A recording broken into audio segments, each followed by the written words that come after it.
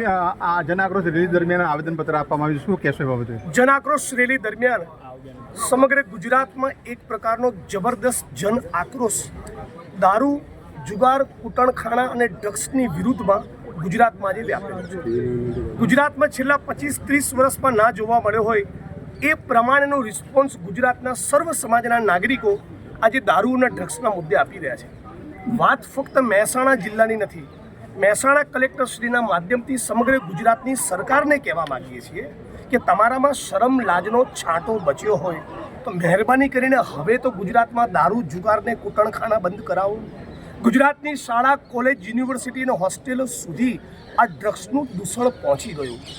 આનંદીબેન પટેલ અને વિજય રૂપાણીની સરકાર દરમિયાન પણ આટલું ડ્રગ્સ નહોતું, પણ આજે માનનીય ભૂપેન્દ્રભાઈ પટેલ અને હર્ષ સંઘવીની સરકારમાં, એમના શાસનમાં ગુજરાતના દરિયાકાંઠે ખાલી અદાણીના ટ્રસ્ટ પર પોર્ટ પરથી મળ્યું અલગ, ગુજરાતના દરિયાકાંઠે 72,000 કરોડનું ડ્રગ્સ મળ્યું છે. એવા ભયંકર કિસ્સા સામે આવી રહ્યા છે.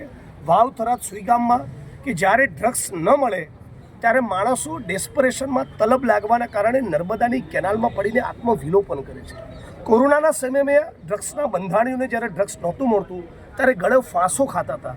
તો સવાલ પૂછવા માંગીએ છીએ કે કયો મંત્રી છે જે ગુજરાતની યુવા પેઢીની રક્તવાહિનીઓમાં ડ્રગ્સને ઘુસાડી રહ્યો છે? જે પણ મંત્રી કૂટણખાના, જુગાર, દારૂ અને ડ્રગ્સના કાળા કારોબારમાંથી કમાય એ મંત્રી અમારે મન ગુજરાતનો અને ભારતનો ગદ્દાર છે.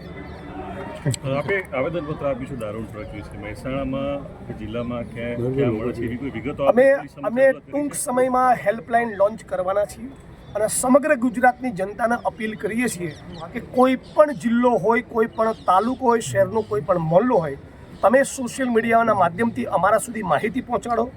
વિડીયો બનાવીને અમારા ઓફિશિયલ ટ્વિટર હેન્ડલ પર, સોશિયલ મીડિયાના પ્લેટફોર્મ્સ પર અમને ટેગ કરો.